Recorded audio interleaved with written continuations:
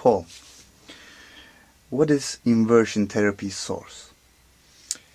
The grandfather, really, of all the inversion techniques in the last 20 years is a man called Benjamin Morantz.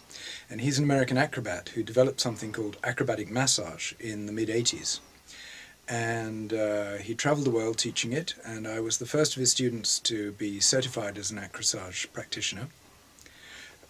This is a beautiful way of doing massage, and as I developed my technique, it became something called inversion therapy, because I found that by changing the technique a little bit,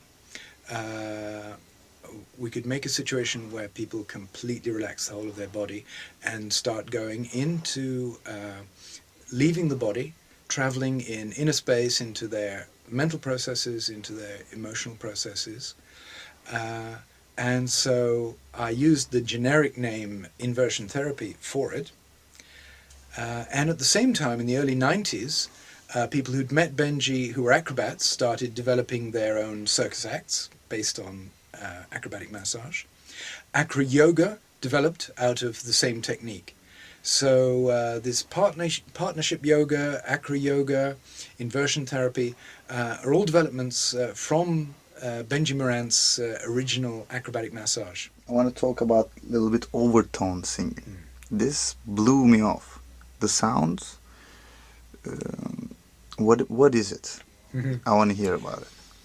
Of course, we don't know the origins of overtone singing, but we can imagine that the ancient peoples sitting around the fire, exchanging stories, dancing, singing, discovered these sounds and used them in their rituals. The beautiful thing about the overtone singing is on top of your ground tone, you're picking out and amplifying overtones that are already there in the voice and on different levels. So you have this scale, which is quite unlike the scale on the piano.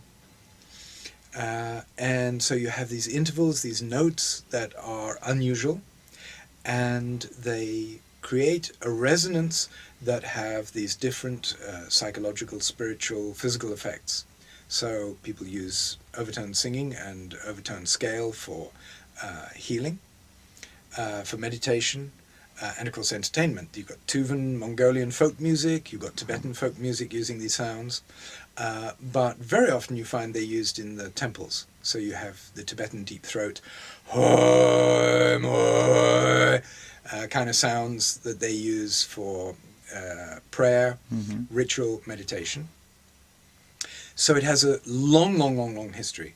It has the secular folk music, it has the spiritual temple music. And so we know about the Tuvan, the Mongolian, the Tibetan. Some of the other traditions we can read about, but they're lost.